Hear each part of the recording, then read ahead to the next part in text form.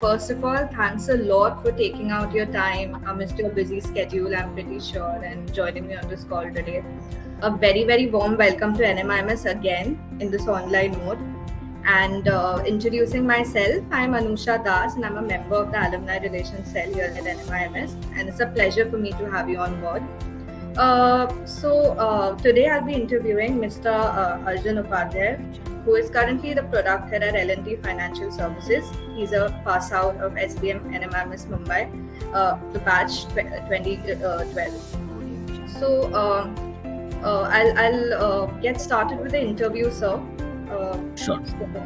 So just let me know when you're ready. Absolutely, I'm ready, Anusha. And first of all, would like to start on a very excited note. Really glad to be connected to you guys again, digitally though. So I was looking forward to interaction. And yes, let's start. Okay, so I heard a very interesting thing about you, that you've been taking interviews of NMIMS students over the years. So how does it feel like to be on the other side? Yeah, that's true. So I think 2 years when I was there as an analyst. The best part is you get to connect with the teachers there, the faculty members. A lot of ex-alumni also come down for these interviews. The one thing that gets me going on this particularly is staying in touch with the youth. The young batches that are coming in, how do they think? How have the thought processes changed over a period of time? How have the priorities changed for the aspirants now? So it's really exciting. You pick up on a lot of new ideas, new thought processes, and that keeps you also sort of rejuvenated. So that's been a good engagement with NMIMS. I think last time I was down at NMIMS campus in 2018, if I'm not wrong. So it's been now 3 years. Since last 3 years, I've not been there. Okay, so that's really good to hear. I mean, coming back to your alma mater and getting to talk to people, and our students are really looking forward to this. So I'm sure they'll have a lot to learn from your insights and your journey. So coming to my second question, I was looking at your LinkedIn profile, sir, and I saw that you've had a diverse experience in banking and the telecom sector. So I just wanted to ask you, like, in this illustrious corporate career that you've had so far, what are some of your key learnings and takeaways that you'd like to share with all us aspirants out here that are, listening to you talk? Sure, Anusha. So yes, so I started my career with a bank. Then I moved to a telecom. Then I moved to an NBFC. So it's been a varied experience. The field that I'm currently working in is digital lending and digital payments. So it's one of those fields where innovation is high. A lot of exciting stuff is happening. A lot of fintechs have come up in the recent few years. So it's a very dynamic place to be at. And I'm setting the context for your question, that what are the key learnings Yes. of which I can take up in the last few years. One thing that has for sure struck me at an early age, and I was fortunate to learn this through my seniors, is that you got to think customer. No matter which industry you're part of, and especially in this digital era, you've got to think customers. You've got to put customers at the center of your thought process. We Indian MBAs, we love to think problems, right? So there is a difference. There's a minute difference.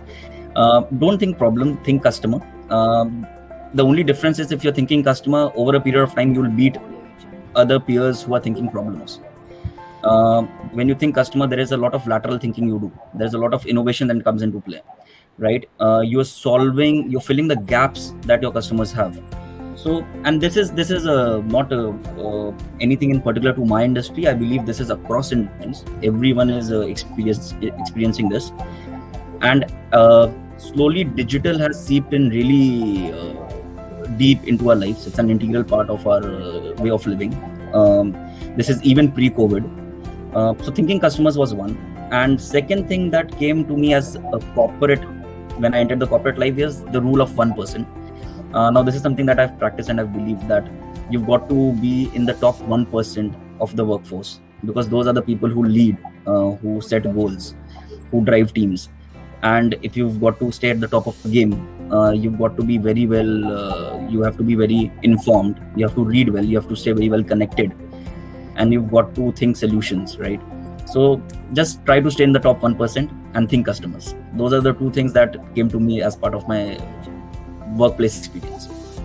Okay, so that was very enlightening, and I personally am really inclined towards a prod man role, and I'm looking at your experience. You've worked as a product manager in so many different companies, and I'm sure a lot of our students here at NMIMS Mumbai want to grab some really plum prod man roles and excel in that path going forward. So, is there any suggestion you have for us to upskill in this particular area, and what can we expect out of an MBA, and how can we go ahead in this path, like the product management path? Sure, that's a lovely question, Anusha, that you threw. So as I said, it's slightly linked to what I was discussing earlier. One of the best product managers that are getting hired now, not only in financial industry, across, be it pharma, marketing, the best product managers who are getting hired for their thought processes. How closely do they understand their customers, right? If I know how the customer is behaving today, and if I can anticipate how the customer is going to behave in the next 1 year, 2 year, 3 year, I'll be the best product manager. I'll cater to his current needs, and in his life cycle, in his value chain management, I am the guy who knows what he's going to buy next, what is that he needs next, and I can solve for that today. Now those set of guys, those set of product managers are an asset to any company, any industry in today's time. So from a skill set perspective, I would like to put this to all the sort of potential budding product managers that think customer. You should have a solution based approach. Look at problems in a very objective way. Typically what MBA teaches us, the pros, the cons, but do add the innovation, do where you're thinking at, and add an innovation angle to it. Can I disrupt now that digital is everywhere around us? Can I disrupt the market? Can I reach directly to the customer? Can I break the conventional? Can I make more sense to the customer? And do all of this in a very simple way. That's one more important thing. If you've got to be a good product manager, good product leader, you've got to talk to the customer in their own language. Jargons don't work anymore, right? I talk to customer in a simple English also, it works for me, right? I just need to crack the customer. So as a product manager, those are the two things that you need to keep in mind. Okay, so now that we've talked a lot of work, so I'll just quickly move over to some questions. Like, so I just wanted to know that, in fact, all of us want to know that how, given the amount of responsibility and the workload that you've got to deal with on a day-to-day basis, how do you manage to strike a healthy balance between your professional and personal life? I mean, what is your advice to us? Because we'll be in the same situation some years down the line. So just wanted your insights on the same. Sure. So you'll get a lot of mantras out there on time management. Mine is very simple. I like to keep it simple. Till the time I'm in office, I'm wearing my office cap, office hat. The time I step out of my office, I'm just cut off from office, right? And that is something that comes with practice. It's as simple as that. I know times are challenging. Work is very demanding now. You got to stretch a lot of times. MBA teaches you that. It prepares you for your professional career. But once you are with your friends, once you are with your family, just stay cut off from work. Don't let it bother you. I think you'll have a really, really well-balanced, healthy life. That's a simple mantra I follow. Yes, sir. And I mean, are there any hobbies that you, or any particular passion of yours that you're inclined towards, and you take time out on weekends to pursue it, or something like that? I mean, anything that you're interested in apart from everything work and like something? Oh yeah, something. loads, yeah. So right from playing, I love playing table tennis. Still engaged in it. Yeah. I love going out for drives with the friend circle I have. One of the key things that keeps me very energetic and very driven is interactions. So I love to interact with a lot of people, especially out of my domain. And it might sound funny, but my wife is heading HR somewhere, and I love to have those chai sutta gyan with her, saying what is new that is happening in your workplace, how are things panning out in this COVID times. Just as an example. So I love interacting with people. It keeps me very driven. If the person in front of me is motivated, energetic, it just brushes off, right? You interact with the person who's high on energy, you yourself start feeling high on energy. So it works that way for me. Okay, sir. And I mean, is there any advice that you have for younger self? I mean, is there, if you wish you could have done something differently, like 10, 15 years ago, I mean, what would that be? यार startup करना था एक. That's one thing I missed. And Okay. believe you me, now in your professional realm, as long as it's not an area of conflict, you can very well continue doing something of your own apart from your job. That's one thing you guys have right now.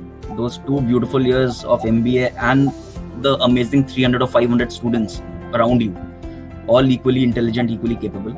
I think build your own networks. Try doing something in these 2 years in terms of setting something up of your own, giving something a shot.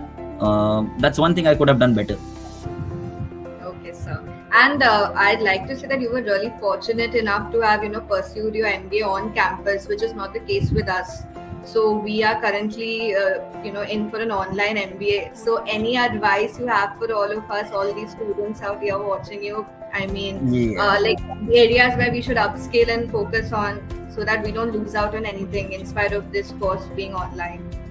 I'll be brutally honest to you guys here. I think you're missing out on something. Campus life happens to be one of the best things that can happen to you. And I wasn't that fortunate. I think I was the time we were there, 2012. I think 2014 to 2014, it was the old building, right? The shared building that we had. And then the new campus came up. It's a beautiful new campus. I don't think anything ever can replace the campus life. And something which is as hectic as an MBA at Narsi Monji. I think you guys are missing on to something. Having said that, studies, case studies, the way the pedagogy, the way teachers are managing it, I think they're doing a really good job. So the only thing is you're missing out on a lot of fun. Yes, I can actually resonate with what you're saying. And sir, if you were to write an autobiography about yourself, what would you name it? Oh, okay. Mm, Anything that comes to your mind, like impromptu, you can just say it. yeah. So I would name it as the constant learner. Okay. Yeah. So learning never gets over. And if you have an appetite of reading new things, learning new things, I think it only grows with age.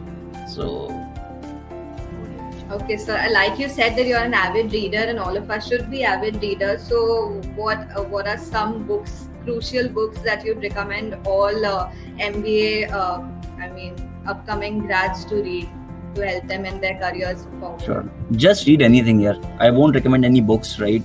You Okay. just hit a Google. You have a forte. You have a choice. You have a taste for certain type of books. Just Google it out, right? But one thing that I would like to land is whatever you like, whatever you're passionate about, be constantly informed on it. You have to be ahead of the game and keep reading. Reading voraciously is something that will help you eventually. Yes, so you focused a lot on reading throughout this interview. So yes, I'm sure we'll all keep it in mind.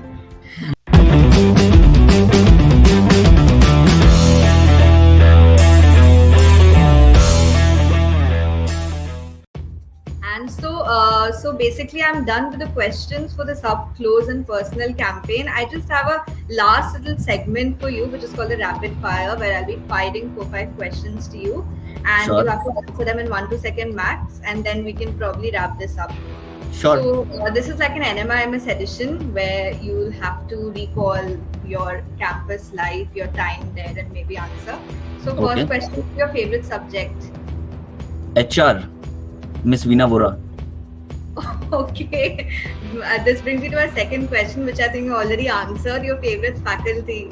Yeah. Professor Veena Vora, she was outstanding. Okay.